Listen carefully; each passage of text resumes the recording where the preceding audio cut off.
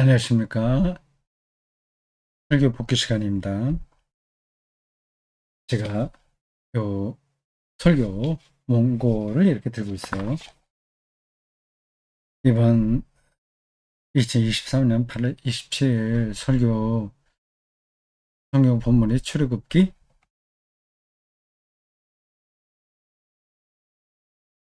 2장 1절에서 10절입니다. 모세의 출생 이야기예요.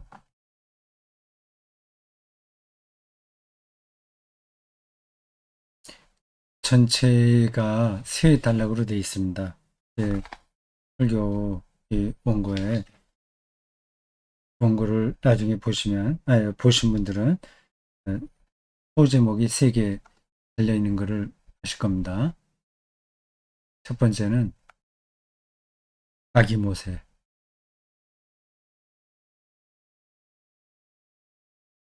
글씨가 삐뚤삐뚤하네요. 두 번째는 아기 엄마. 세 번째는 아기 예수입니다. 펜으로 쓰는데 아직까지 익숙하진 않아요. 여기 키워드가 아기입니다. 아기 모세, 아기 엄마, 아기 예수예요.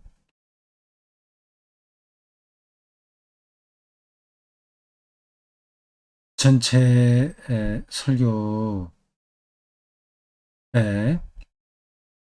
흐르고 있는 그 핵심 개념은 구체적인 일상을 통한 하나님의 구원 이야기입니다. 모세가 설교 시간에 반복해서 말씀드렸을 텐데 하늘에서 뚝 떨어진 게 아니라 구체적인 한 남자와 여자 사이에서 태어났다고 그랬어요. 그리고 거기서 그 엄마가 유모 역할을 하지 않습니까? 생모인데 그 공주가 자기도 모르는 사이에 자기 입양할 그 아이를 유모로 생각하고 맡겼는데 그게 생모예요. 그러니까 엄마의 역할이 얼마나 중요했냐 하는 이야기를 했고요. 그다음에 그 모세의 출생 이야기는 예수의 출생 이야기하고 이어진다고 했습니다. 모세의 출생 이야기하고 예수의 출생 이야기가 그 연결된다는 게 비약이지 않냐 이렇게 생각하는 분들이 계시더라고요. 그렇게 비약이라고 생각할 수도 있겠습니다. 자칫하면 구약에 있는 이야기를 신약에 있는 것으로다가 억지로 두드려 맞힐 수도 있습니다. 이번 경우에는 그렇지 않습니다. 마태복음 전승에 나오는 예수님의 출생과 이집트 피신 그리고 헤롯의 아기 죽이라는 명령 등등을 다 연결시켜서 본다면 그 마태복음 기자가 분명히 그 예수 출생 이야기를 쓰면서 모세의 운명, 특히 이제 그 출생과 관련된 운명을 생각했다고 보는 게 자연스러운 겁니다. 그러니까 성서 주석학자들도 다 그거를 얘기하고 있어요. 근데 관계를 설교 시간에 소상하게 말씀드리지 못해서 자칫 모세 출생 이야기가 예수 출생 이야기로 이렇게 점프하는 듯이 예, 들렸을 수도 있습니다. 그건 제가 충분하게 설명 못했다고 하는 건 이해해 주시기 바랍니다. 그 거기서 핵심적으로 얘기하는 것도 역시 구체적인 인간의 일상에서 벌어지는 어떤 것들을 통한 하나님의 구원 행위입니다. 자, 이 세 단락으로 설교가 진행되는데 필요한 부분들을 조금 보충해 보도록 하겠습니다. 설교 앞단락에 그 파라오가 그 히브리 남자아이들은 다 나일강에 던져라는 명령 내렸다는 게 나오지 않습니까? 그걸 보고 좀 이상하게 생각되긴 해요. 그게 말이 안 되는 명령이지 않습니까? 그걸 누가 듣겠어요? 남자아이들은 모두 나일강에 던져라. 이렇게 난폭하게 무조건 명령을 내리는 왕은 없습니다. 근데 그 명령이 어떤 과정을 통해서 그 출애굽기를 기록한 사람에게 들어왔냐 하는 거를 조금 조심스럽게 생각을 해야 됩니다. 그러니까 말이 안 되는 명령으로 이렇게 묘사되기는 했지만 그게 어떻게 말이 되느냐 를 생각이 됩니다. 그 설명이 뭐 시원시원하지 않죠? 간단하지가 않아서 그렇습니다. 그러니까 성서를 읽을 때 말이 안 되는 그 대목하고 그게 왜 말이 되느냐는 그 대목 사이에 어떤 게 숨어 있어요. 실제적 진실이 숨어 있는 거죠. 그러니까 히브리 남자아이는 다 죽이고 여자는 살려라. 이건 말이 안 되는 겁니다. 그 본문을 보면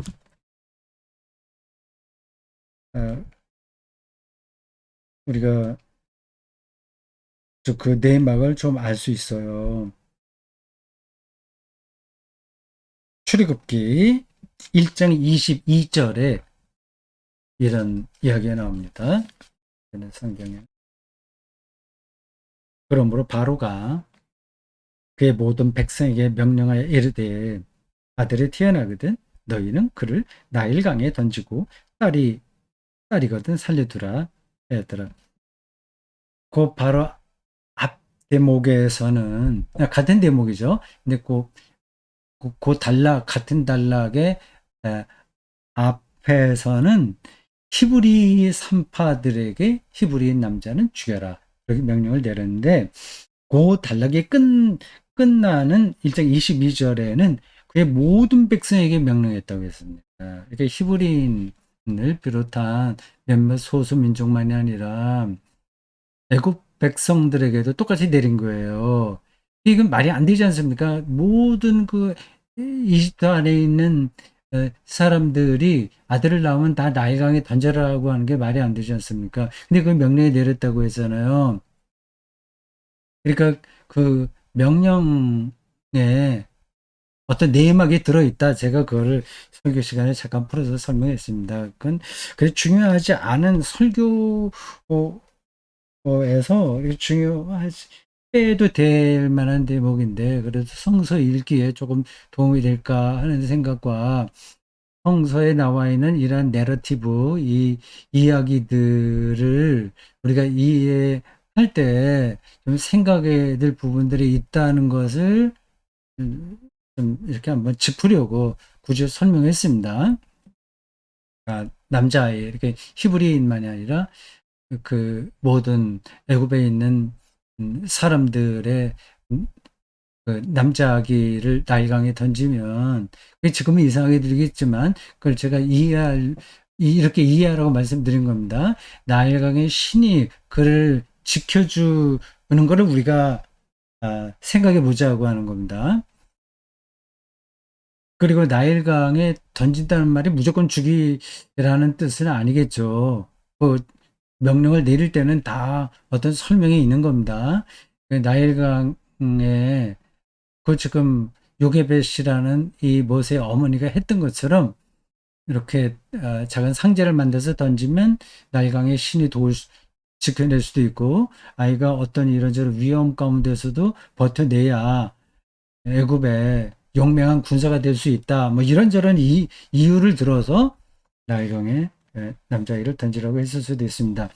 여기 이런 명령은 그 히브리인들 그 모세의 출생 이야기와 연관돼서 우리가 알고 있는 출애굽기의 이야기, 히브리인들만 유독히 이렇게 한 게 아니라 그리고 이 모세의 이야기와 연관되지 않고 다른 때에 실행됐던 그 바로의 이상한 정책, 어떤 그런 명령이 이 모세 이야기하고 연관해서 이렇게 자리를 잡을 수도 있습니다.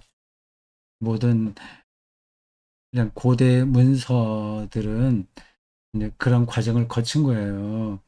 서로 다른 시기에 실행됐던 그 제국 안에서의 그 명령들이 어떤 사건과 연관시켜서 해석될 수 있는 겁니다.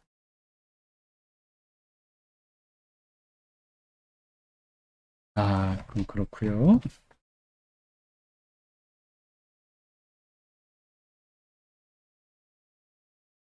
그 절묘한 순간에 바로의 딸이 목욕하러 내려왔다고 하지 않습니까?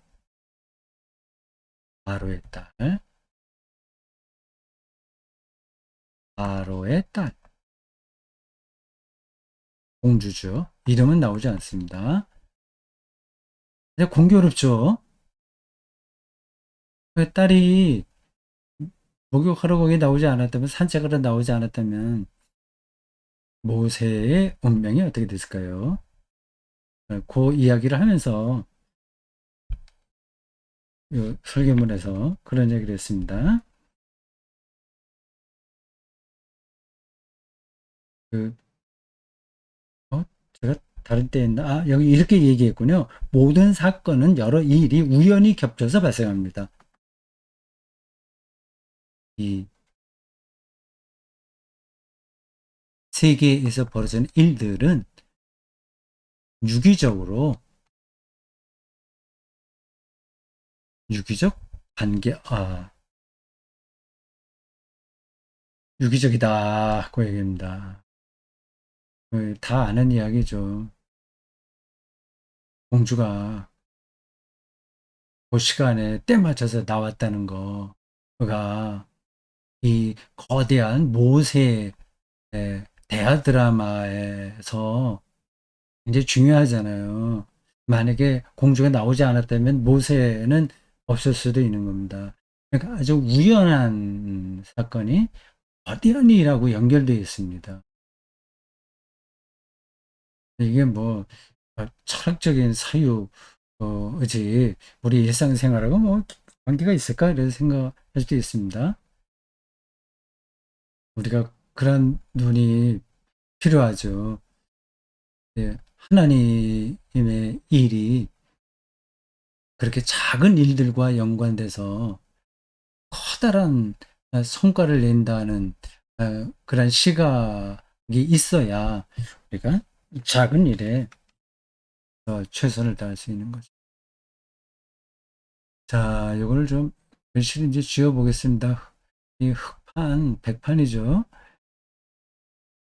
이거 사용하는 거가 아직 능숙하지 못해서 글씨를 어느 정도 크기로 해야 되나? 그런 것도 잘 안 되고요. 그래서 좀 지웠다가 쓰고 그렇게 해야 되겠습니다. 좀, 자, 네. 자기 모세 이야기 들어가고,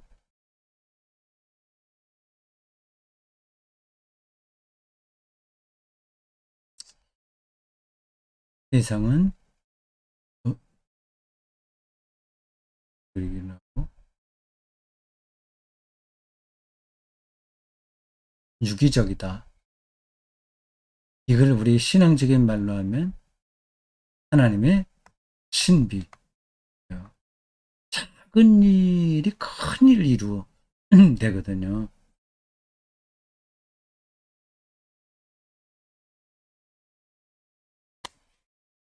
하이데거의 말을 또 얘기했습니다. 제가 하면 하이데거 말을 하는데, 마틴,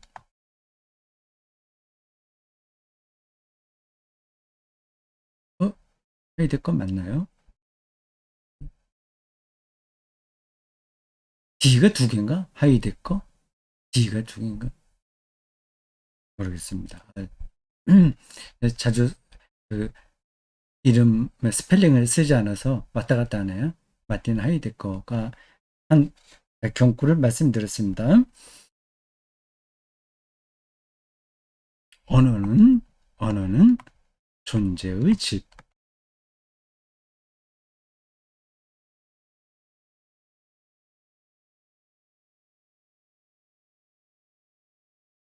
그 사람이 어떤 언어를 구사하느냐 하는 것은 단순히 의사소통, 뭐 교양 이런 차원에 머물지 않고 그 사람 삶, 그 사람 자체를 가리키는 겁니다. 물론 이 하이데거가 말하는 존재는 좀 더 특별한 의미가 있기는 한데 본질이라고 생각하셔도 돼요. 삶의 본질 이런 거라고 생각하시면 됩니다. 그게 담겨 있는 거예요. 우리나라 말은 우리말 고유의 어떤 세계가 있는 겁니다. 존재를 세계라고 해도 되겠네요. 우리는 형용사가 많이 발달했죠. 명확하게 시제를 구분하지는 않습니다. 우리말의 고유한 그 특성들이 있어요. 그러니까 그 방식으로 우리는 세계를 이해한 겁니다.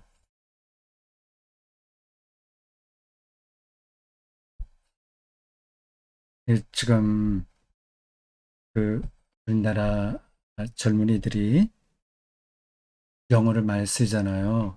그 모국어 문제를 잠깐 말했습니다. 그 모세가 다행스럽게 자기 생모에게서 생모와 같이 살게 됐다는 이야기를 하다가 저런 얘기가 나왔습니다. 이, 이 모국어는 말 그대로 하이데거가 얘기한 존재의 집과 연관되네요. 그 사람의 삶이 그대로 드러날 수 있는 존재 자체입니다. 모국어는. 이거 특별한 거예요.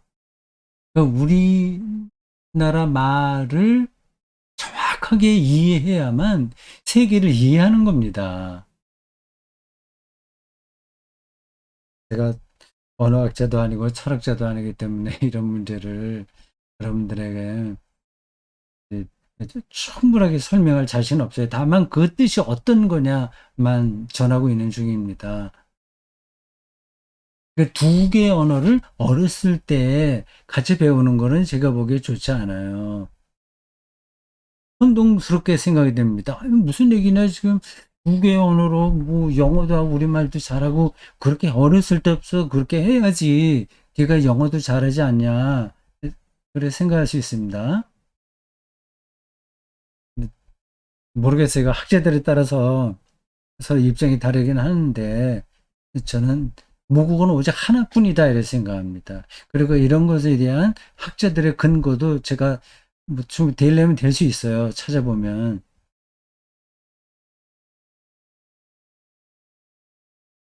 그 우리가 영어를 그냥 자꾸만 가져다 쓴다고 하는 것은 뭐 그 필요할 땐 하긴 해야 되죠.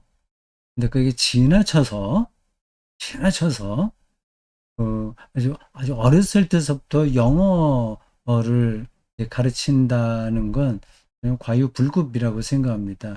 일단 우리말을 정확하게 구사할 수 있는 능력을 키우는 게 그 한국 사람들에게는 절대적으로 필요한 겁니다. 일단 모국어를 잘 구사한 다음에 예, 뭐 영어가 필요한 사람들 영어하고 불어가 필요한 사람 불어가 하고 뭐 그렇게 해야 되겠죠.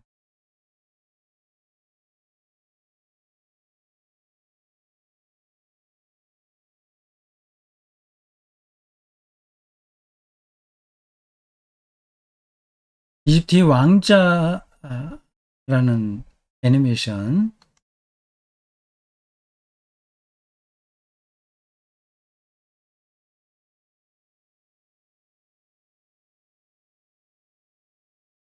저도 처음부터 끝까지는 아닌데 부분적으로 봤습니다. 음악도 좋고 그림도 괜찮아요. 애니메이션은 역시 일본이 잘하죠. 미야자키 하야오의 애니메이션은 대단합니다. 옛날 우리 딸들이 어렸을 때 비디오 방에서 그런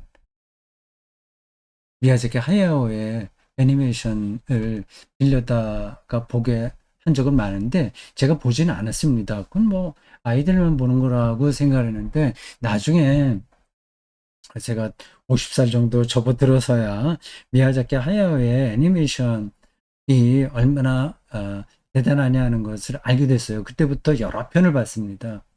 정말 여러 편 봤어요. 제가 제목을 하나하나 다 지금 떠올릴 수는 없는데 저의 생각을 더 깊고 풍부하게 하는데 그게 도움이 됐습니다. 하울의 나르는 성인가? 하울의 성인가? 뭐 하여튼 뭐 그런 것도 있었고요. 영화관에 가서 본 것도 있고, 그 다른 게 집에서 TV로도 본 것도 있고 그렇습니다. 맨 마지막 작품이 바람이 분다이거든요. 2차 세계대전을 옹호한 영화가 아니냐 해서 우리나라에서 약간의 비토 정서가 있긴 있었습니다만 그렇지 않습니다. 그런 애니메이션 바람이 분다. 내가 그 이야기를 많이 하지 않겠습니다. 그 내용 줄거리 이런 것들 많이 하지 않겠습니다. 2차 세계대전에서 비행기를 만든 사람과 조종사인가 뭐 그런 걸 주인공으로 담아낸 영화예요. 그게 제가 보기에는 기독교적으로도 이제 일리가 있는 것으로 볼 만한 소지가 있어요. 이 바람을 다루고 있지 않습니까? 바람, 신음하잖아요. 루아흐라고도 하고요. 히브리어로. 바람 영입니다. 그 바람을, 그 비행기가 이제 바람을 통해서 나르니까 그거를 주제로 어떤 인간 세계, 지구에서 벌어지는 모든 현상의 본질을 이야기하고 있습니다. 미야자키 하야오의 작품에는 이 바람이 분다만이 아니라 여러 작품에 이 바람이 많이 나옵니다. 늘 이제 여성주의 작품이라기도 하잖아요. 미야, 미야자키 하야오의 작품에 여성이 주인공으로 나오는 게 많습니다. 여성주의적이고 굉장히 영적이고요. 물론 그 일본의 토착 신앙이 많이 밭에 깔려 있긴 하나 그래도 세계를 신비롭게 보려고 한다고 하는 점에선 높이 평가해야 됩니다. 늘 주인공 여성들의 머리카락이 날리고 옷이 흔들리고 이게 다 바람이라는 메타포가 거기 많이 나오고 있습니다.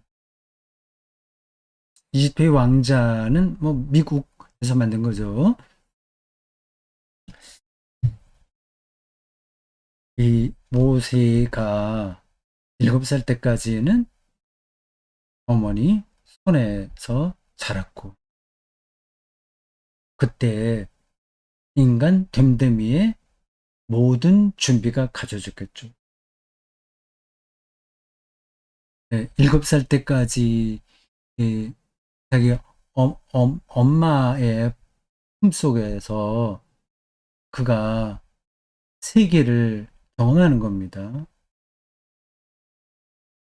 네, 좀 약간 옆으로 나가는 이야기인데 요즘 젊은 분들이 그 아기 키우는 것에 대해서 별로 매력을 느끼지 못하잖아요. 내가 손해 보는 거 아닌가 뭐 이런 생각도 좀 해서 아기를 덜 낳는다고 하잖아요. 출산율이 세계에서 우리나라가 제일 하위라고 합니다. OECD 국가는 물론이고 전 세계에서 거의 바닥을 치고 있습니다. 뭐 거기에는 여러 가지 이유가 있겠죠. 이유가 있습니다. 그게 뭔지도 대충 말씀드릴 수 있긴 하고 이해가 되기도 합니다. 근데 그 출산과 그 아이들 양육 자체에 대해서는 정말 새롭게 생각을 해야 되는데 새로운 게 아니라 음 이걸 이제 거룩하게 생각을 해야 되죠. 남자가 여자가 만나서 섹스를 통해서 임신하게 되잖아요. 근데 사실은 거룩한 행위입니다. 출산은 뭐 말할 것도 없고요. 그리고 엄마가 아이를 품에 안고 있는 그 순간, 그 어떤 사건, 그냥 거룩한 거죠. 그걸 통해서 생명이 유지되니까 생명답게 풍요로워지는 거는 다 거룩한 사건 아니에요. 하나님이 하시는 거룩한 일들은 그런 겁니다. 자본주의 체제에서는 모든 것들의 상품이 돼 있으니까 존재론적인 깊이가 아니라 상품으로서의 가치만 보니까 출산과 아기 양육 이런 것들도 지금은 도구와 대량 수치화 돼버리고 만 것 같습니다. 그 자체가 담고 있는 어, 어, 존재론적 깊이 오늘 이렇게 몰트만의 글도 인용해 있습니다. 그 메시아적 깊이를 놓치는 거죠. 근데 지금 당신이 얘기하는 그런 신학적인 개념들은 우리 현실에서 별로 그 현실성이 없다 이렇게 말할 분들이 있을 겁니다. 지금 당장 연봉이 올라가냐 내려가냐, 실업자가 되냐 마냐, 뭐, 뭐 그런 아파트 값이 올라가고 내가 계속 이렇게 전세살이 월세살을 하냐 마냐 하고 있는데 무슨 어, 그 출산과 그 양육의 메시아적 차원 얘기하냐 와닿지 않는다. 말씀하실 분들이 계실 겁니다. 저도 이해가 되긴 하는데, 극복해야 되겠죠. 그럼 억지로 어떻게 극복하냐. 설교자로서도 답답합니다. 이 자본주의 체제 안에서 우리가 벗어날 수 없기에 이 상품 논리로 돌아가는 이 세상에서 존재론적 그 어, 깊이와 삶의 의미를 확보해야 된다고 하는 말이 가당키나 하겠습니까?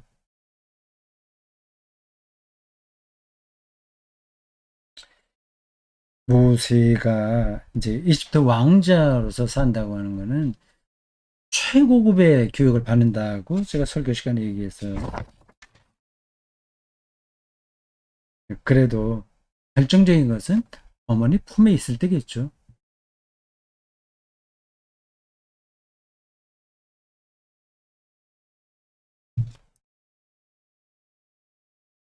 모세의 출생이 어떤 사이버, 가상 공간에서 이루어진 게 아니라 구체적인 역사 현장에서 일어났듯이 예수의 출생도 이렇게 구체적인 이 현장에서 일어난 거라고 말씀이 드렸어요. 그런 것들은 뭐 별거, 당연한 거를 뭐하러 설교 시간에 얘기하냐, 이렇게 생각할 수도 있습니다. 당연한 게 아닙니다. 그리고 그게 아주 엄청난 이야기예요. 제가 설교자로서 그 한계입니다. 나는 개인 저 설교자로서 그게 너무 엄청나다고 하는 것을 느끼긴 하는데 그걸 전달할 방법이 별로 없어요. 어떨 때는 공허한 메아리라고 하나요? 그- 그렇게 그런 걸로 남는 게 아닌가 라는 생각이 들기도 합니다. 이런 부분들이 특히 이제 그리스도교 신앙에서 중요한 이유는 여기에서 기독교의 정통과 사이비가 나누어지기 때문에 그렇습니다. 뭐가 정통이고 뭐가 사이비냐? 이 예수의 구체적인 육체성에서 말이죠. 이 요셉과 마리아 사이에서 태어났잖아요. 구체적인 몸을 갖고 태어난 거 아니겠습니까? 어느 알에서 툭 튀어나온 게 아니라 공중에서 뚝 떨어진 게 아니라 우리와 똑같은 과정을 통해서 태어난 거 아니겠어요? 이 문제가 사이비와 정통에서 어떻게 문제가 되냐 질문하시겠죠? 그게 어떤 거냐는 것을 지금 어느 정도 눈치챈 분이라고 한다면 기독교 교리사에 대해서 알고 있는 분입니다. 이 그리스도교 교리사는 교부 때 일어났던 뭐 니케아나 뭐 등등 몇몇 그 공회에서 결정된 것들을 중심으로 하나 그것만이 아니라 2000년 동안 계속 내려온 기독교의 프레임이에요. 뭐 메인스트림이라고 할 수 있습니다. 이제 그걸 아는 거죠.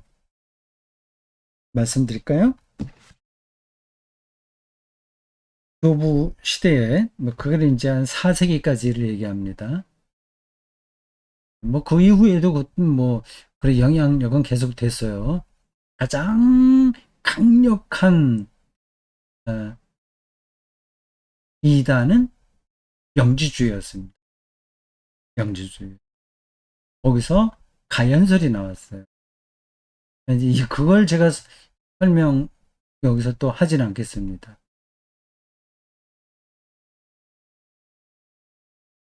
예수가 하나님, 간단하게 설명을 해야 되겠죠. 예수가 하나님의 아들이신데, 신인데, 삼위일체의 성자로서야 하나님인데, 우리와 똑같이 육체에 한계 있었다고 하는 건 말이 되나? 그건 말이 안 되지. 예수도 우리와 똑같이 고난, 곧, 배가, 뭐 먹지 않으면 배고프고, 뭐 십자가에 달려서 힘들고 그렇겠냐? 그건 신이 아니지. 신이 어떻게 고통받냐? 신이 어떻게 외롭냐? 배고프냐? 예수는 신이기 때문에 그렇지 않다. 걸 강조한 겁니다. 그러니까 예수를 더 잘 믿어보려고 했던 사람들이에요. 영주주의자들이. 제가 다른 때도 여러 번 말씀드렸습니다만 한국 그리스도인들의 그 머릿속에는 이 영지주의가 많이 차지하고 있습니다. 예수가 고통을 느끼면 안 되고 신이니까 배고프면 안 되고 외로우면 안 된다고 하는 그 논리부터 시작해서 결국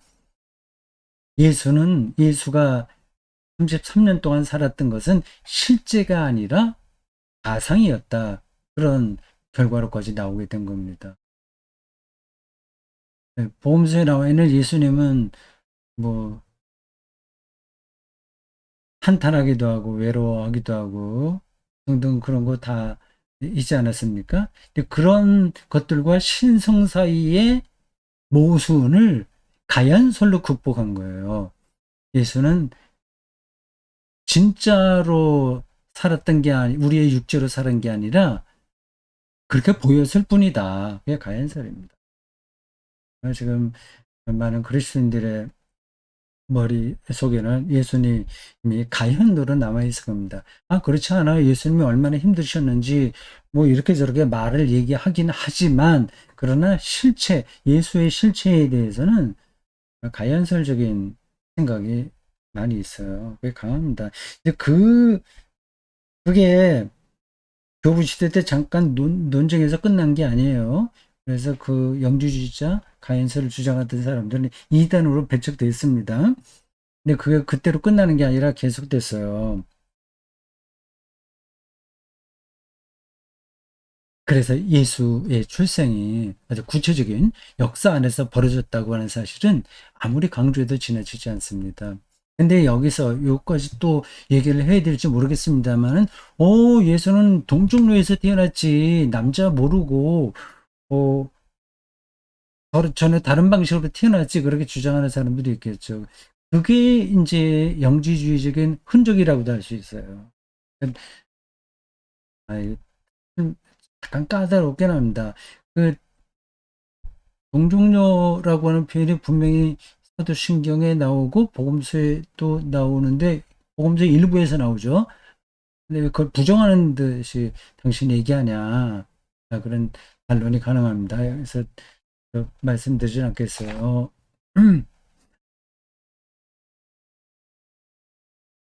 동정녀 마리아에게서 태어났다는 진술에서 핵심은 동정녀가 아니라 마리아에 있는 겁니다. 구체적인 여자의 몸에서 태어났다는 사실을 강조하려고 그 대목을 짚은 거지, 동정녀를 강조하는 게 아니라니까요. 그 동정녀, 오히려 그 동정녀를 강조하면 가연설에 가까운 거예요. 실제 인간은 아니게 되는 거죠. 이제 마쳐야 되겠습니다. 뭐 후쿠시마 오염수 이야기도 했는데 그것도 해야 되는데, 설교 뒷부분에 가서 이런 얘기 했습니다. 아, 예수가 보았던 하늘을 우리가 보고, 그가 호흡했던 공기를 우리가 호흡하고, 그가 걸었던 땅을 지금도 걷고 있다. 그것만으로도 우리가 충분히 행복할 수 있지 않냐. 그런 얘기를 했습니다. 네, 이게 좀 낭만적으로 들릴 수도 있어요. 좀 문학적인 수사, 문학적이다. 그렇게 생각할 수 있습니다. 그렇지 않아요. 이건 신학적인 고백입니다. 성육신 신앙에서 나오는 겁니다. 그건 그렇다고 하고, 음, 우리도 어떤 특별한 사람과 같이 길을 걷는다거나 차를 마신다거나 하면 세상이 새롭게 느껴지잖아요. 예수를 저희가 어떤 특별한 존재로 경험하고 이해하느냐에 따라서 그와 똑같이 우리가 어떤 사물을 보고 경험하고 맛본다는 게 완전히 달라집니다. 좋은 사람하고는 좀 가난해도 괜찮잖아요, 사실. 배가 고파도 그게 그렇게 결정적으로 중요한 건 아니잖아요. 그러니까 예수에 대한 이해가 그리스도교 신앙에서는 핵심입니다. 그리스도 신앙이라는 그런 관념적인 게 아니라 그리스도의 영성, 우리 신앙의 능력에서 핵심이에요. 다른 거 없습니다. 그게 구원입니다.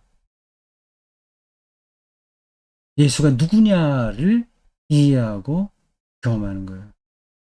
근데 많은 경우에는 그리스도인들에게 예수는 그냥 추상이야, 관념이야, 가상이야. 실제로 예수가 어떤 분이었는지를 별로 관심이 없을 거예요. 그거보다는 그럼 하나님의 아들이지 우리가 믿고 구원받지. 그분이 함께하면 내가 어떻지. 결국 자기 자신에게만 관심이 있는 거지 예수 자체에 대한 관심은 별로 없습니다. 그러니까 예수를 더 알고 싶어하는 마음도 없어요. 예수는 중요하지 않아. 내가 어떻게 종교적 열정으로 어, 좀 뜨거운 마음을 갖고 어려움도 극복하고 교회 봉사하고 사람들에게 칭찬받느냐 하는 것에 관심이 있습니다.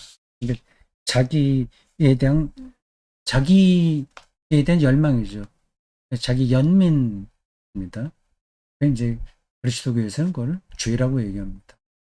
이제 점점 우리는 신앙의 이름으로 죄 가운데 빠지는지 몰라요. 사랑받기 위해서 태어난 사람, 틀린 말은 아닌데 그게 자기 연민으로 떨어질 수 있습니다. 자아를 강화하는 식으로 가게 돼요. 자기 안에 갇히게 되는 거죠. 그건 죄거든요, 그게.